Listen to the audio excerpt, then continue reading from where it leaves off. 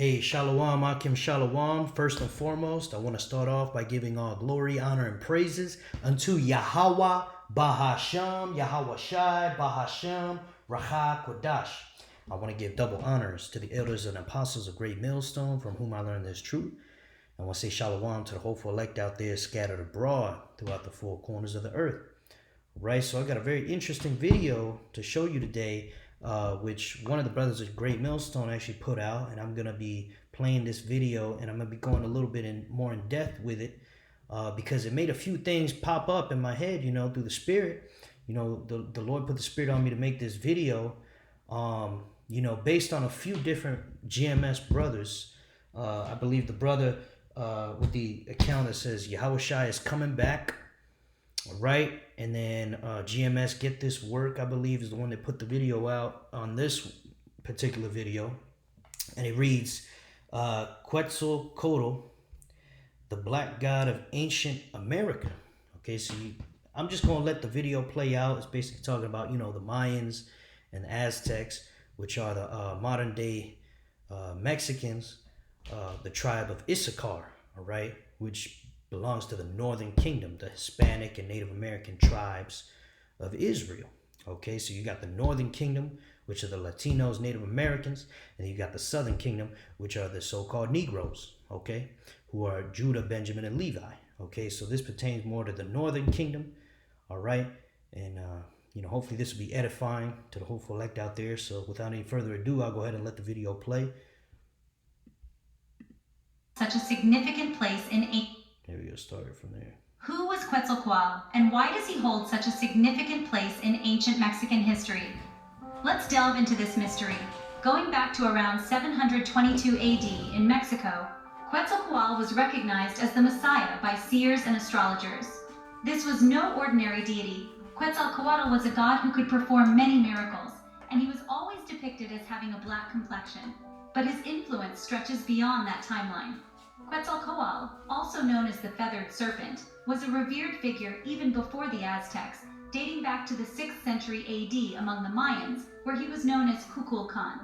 In Aztec culture, he held an exceptional role, believed to be the creator god, the one responsible for the creation of all mankind.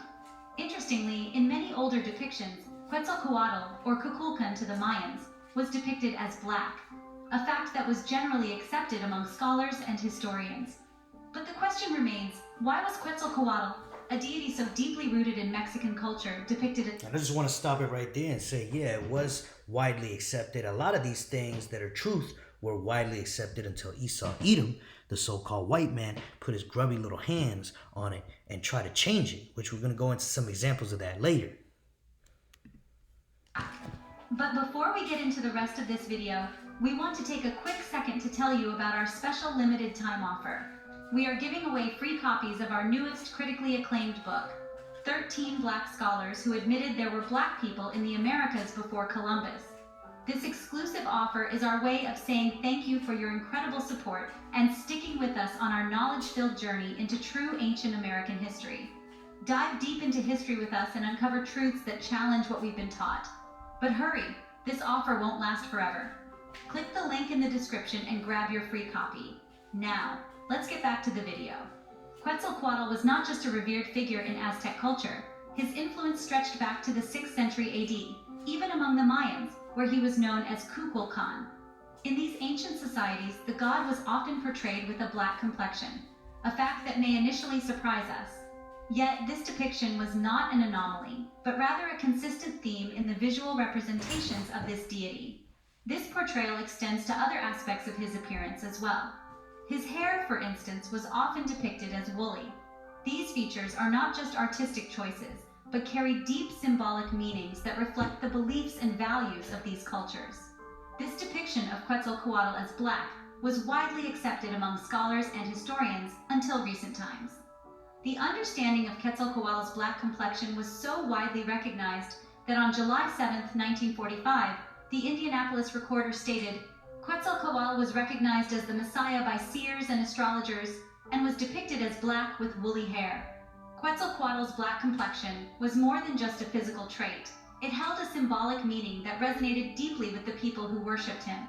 This dark hue, unusual for the typical depiction of deities, made him stand out, pointing to his unique role as a creator god and the architect of mankind. In the cultural context of the Aztecs and even the Mayans, where he was known as Kukulkan, this blackness was seen as a powerful sign of his divine essence. It represented the depth of the unknown, the mystery of creation, and the vastness of the cosmos, all elements closely associated with Quetzalcoatl's divine portfolio.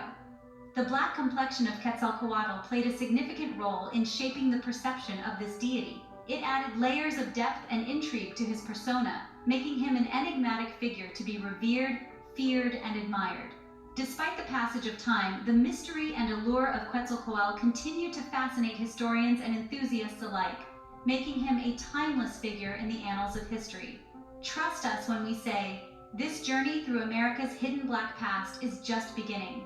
If this glimpse into a world lost to time has captured your imagination, smash that like button, and don't forget to subscribe for more adventures into the unknown. Lastly, for more information about the names and subjects mentioned in this video, and I'm gonna pause it right there. So yeah, so you got the gist of it in that video, and you know, when I saw this, it kind of blew my mind a little bit. I mean, I kind of already knew that, you know, that Latinos, Native American Indians were the Israelites, but now it's kind of going more in depth into it. Okay, so you know, these idols that, you know, our people created resemble Yahawashi, man. So let's go back to this part here. We can go to here.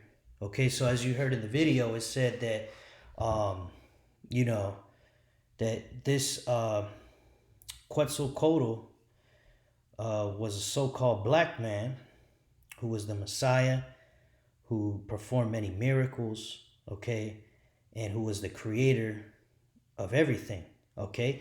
And that's Yahawashi, man, because if you understand the breakdown of Genesis chapter 1 and John chapter 1, you can figure out that the Heavenly Father, Yahweh, did not create the heavens and the earth directly. He gave the order, but Yahawashi created the heavens and the earth, man. So yeah, in a way, you can say that Yahawashi is the creator, man. All right, and the Heavenly Father, of course, is the Most High, who he always gets the credit because he's the Most High, man. He gave the order.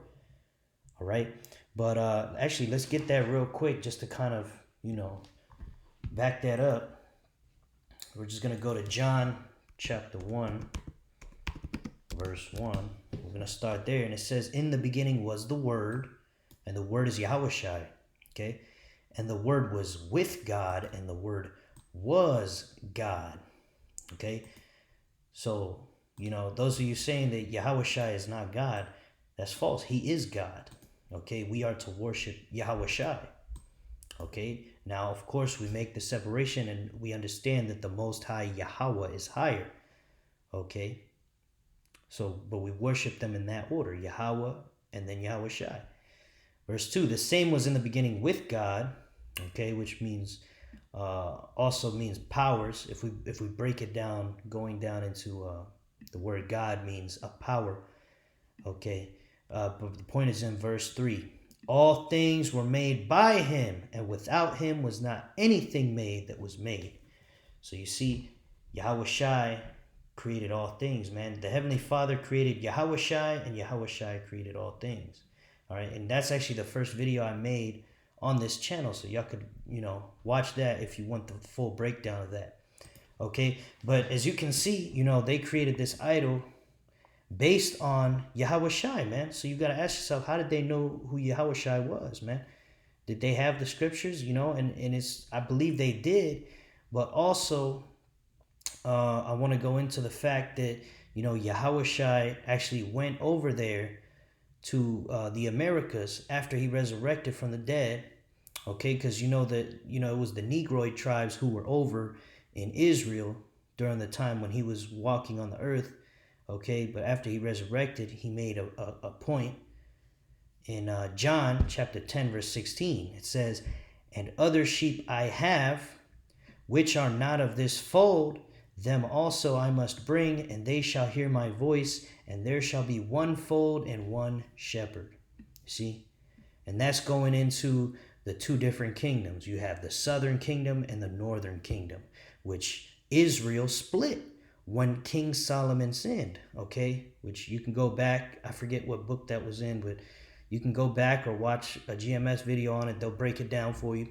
Basically, when King Solomon sinned, Israel broke up into two pieces, the northern and southern kingdom. And then from then on, we basically were enslaved in different parts of the world. So we were no longer together, okay? But at the end, which we're in the end now, here in America, we're all together now. Negroes, Latinos, and Native American Indians, right? To receive salvation for 1/3 of us, and for 2/3 to receive damnation, okay? But look at this point here, man. It says, and other sheep I have which are not of this fold, them also I must bring, and they shall hear my voice, and there shall be one fold and one shepherd. You see, so Yahawashi went over here to the Americas, and these Israelites were able to see Yahawashi, man. And we don't know exactly what Yahawashi did over there. He probably preached the gospel over there as he did in Israel, okay? And then, that's how they got these depictions, man.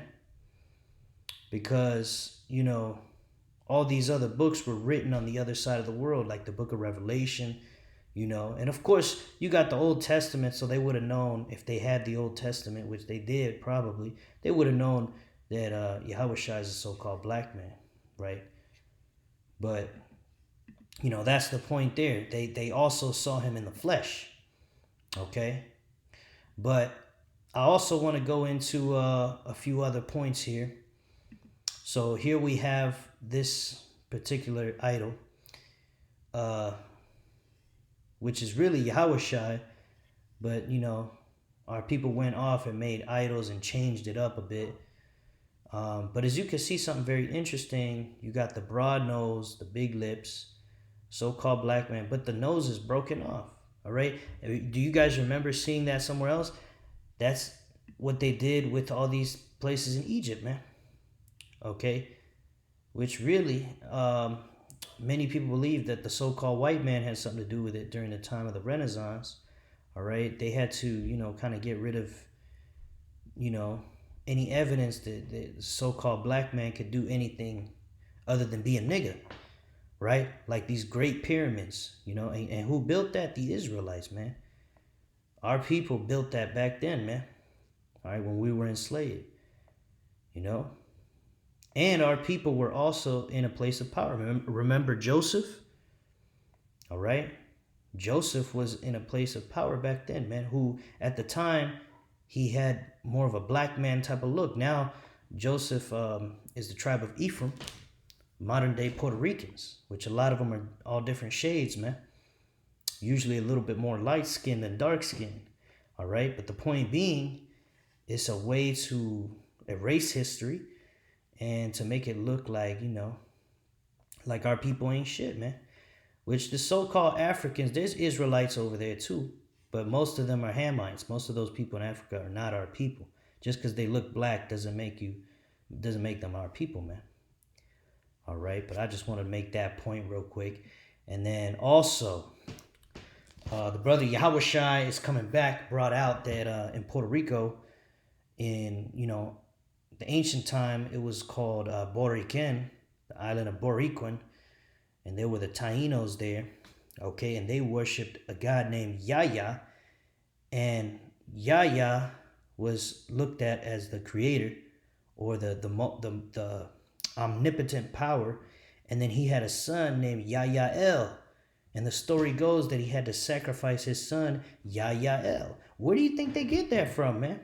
That's none other than basically reinventing the scriptures, man, and turning it into an idol, which our people did, and they went off. But it shows you that it's our people, man, because where else would we get this idea if we weren't the people, man? All right, now look at this broad nose also, man. All right, and the big lips, man. That's a so-called black man. You see? So if you have eyes to see and ears to hear, you can understand, man, that the Latinos, Native American Indians are Israelites, man. All right? And, that's kind of everything I just want to go into real quick. Just to kind of, show you guys that, yeah, after the Lord, was resurrected, okay, he went over there and and ministered unto the other sheep, man. John 10 and 16, and other sheep I have, which are not of this fold, them also I must bring, and they shall hear my voice, and there shall be one fold and one shepherd. So Yahawashi went over there and performed miracles and ministered, all right, and preached the gospel, all right. And our people, at the time, some of them, whoever was of the remnant, they accepted the gospel, and the 2/3, whoever they are back then, created these idols. All right. So with that, I don't want to make this lesson too long, Yasharala. I pray that was edifying to the hopeful elect out there. Until next time, Shalom.